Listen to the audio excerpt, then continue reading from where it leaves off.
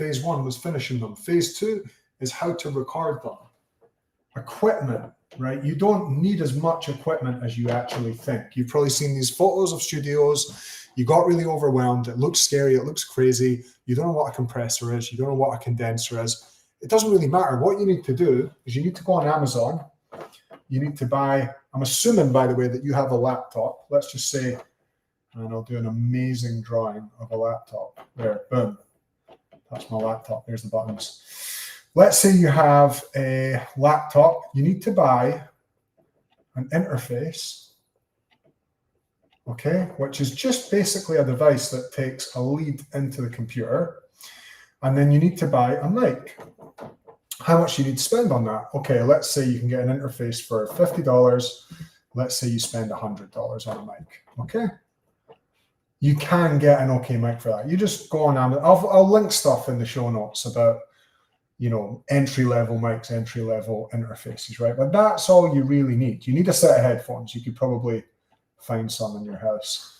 I did consider being an artist as well. You can see by my amazing drawings.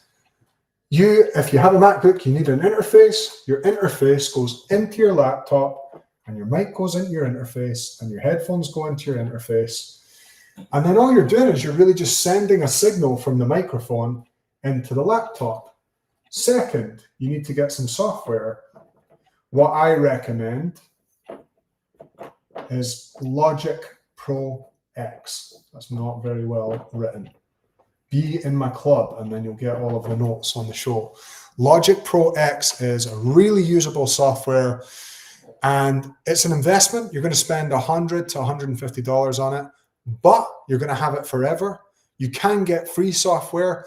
I thoroughly recommend investing. I think it's $100. It's really, really worth getting because it has such amazing user-friendly stuff inside of it that's going to help you to do your recording. So next step, you want to do tracking, right?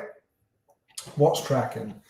Well, it sounds fancy, it sounds complicated, but all tracking really is laying down layers. You're just laying down layers. Now, when you open your software, let me just draw this, you're going to see channels that look like this, right?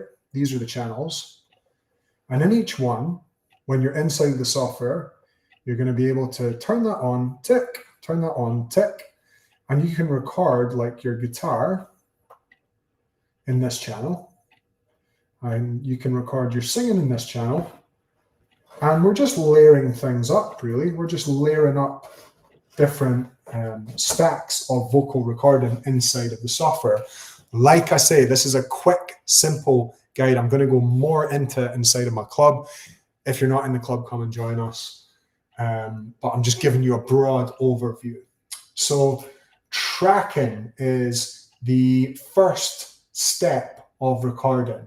Tracking, you're layering up your different tracks, and then you want to choose takes, right? So let's say you have recorded the song 5 times and you finished the song, you've recorded it through your software into your DAW is what you call it, into the software, and you choose takes. Maybe you've played it 5 times, you choose the one that sounds the best, okay?